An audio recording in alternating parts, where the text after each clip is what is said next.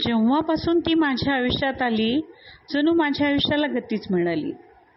गेली अनेक वर्ष अनेकांना बदलताना मी पाहिली, पण ती मात्र सावलीसारखीच माझ्या सवे उभी राहिली. आजही आठवतो मला तिचा तो पहिला दिवस. घरच्याशी भांडून भांडून पूर्ण केली होती मी माझी हौस.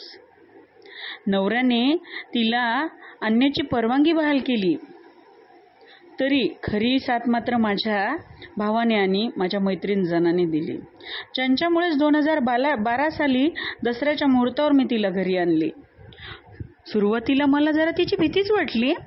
सुरुवातीला मला जरा तिची भीतीच वाटली.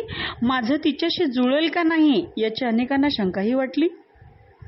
पण काही दिवसातच आम्ही दोघी जेव्हा फिरू लागलो गरागरा, तेव्हा शंका व्यक्त करणारी हीच लोक आम्हाला म्हणायला लागली, मॅडम आता जरा वेगावरा. माझ्या जीवनातील अनेक सुख-दुःख मी हक्काने तिला सांगितली, कारण तेवढीच जवळची मला ती वाटली.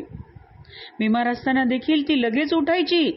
चल बाई आता तुझ्याशिवाय पर्याय नाही म्हटलं का हसत हसत पळत सुटायची. कधी हात धरून तर कधी दोन्ही हात सोडून मी बिनधास्तपणे तिला पळवली. तिच्याच जीवावर अनेक जबाबदाऱ्यांना मी निर्भीडपणे सामोरे गेली. आज मात्र तिच्यापासून थोडं दूर जाण्याची वेळ आली. खरंच वाईट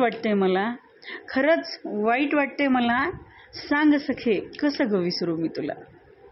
सांग सखे कसं ग विसरू मी तुला. शेवटी हा प्रश्न देखील मी तिलाच केला. माझ्या प्रश्नाचा गोड उलगडाही तिने दिला. म्हणाली वाईट वाटून घेऊ नकोस ग, कळतं मला. माझ्यासाठी किती जीवाचा तू आटापिटा केला. लोक जेव्हा म्हणत होती सोडा मॅडम तिला, तेव्हा तू कधीच नाही घातला ग थारा कुणाला. ठाऊक आहे मला, मी सोबत राहावी म्हणून तू खूप प्रयत्न देखील केला. पण शेवटी सखे रस्त्याने दगा दिला. पण आनंद आहे मला की ते आणलंस तू माझ्याच बहिणीला. घाबरू नकोस, सांगेल मी तिला माझ्यासारखेच सांभाळायला तुला. अगं वेडे, वाईट वाटून घेऊ नकोस तुझ्या जीवाला. सांग बरं, एवढं सोपं आहे का वेगळं करणं सावलीला. कायमच राहील योगेश्वरी आणि TVSचा जिव्हाळा. कर बिनधास्तपणे सुरुवात आजपासून TVS ज्युपिटर 110 सोबत नव्या प्रवासाला. माझ्या सदैव शुभेच्छा तुला.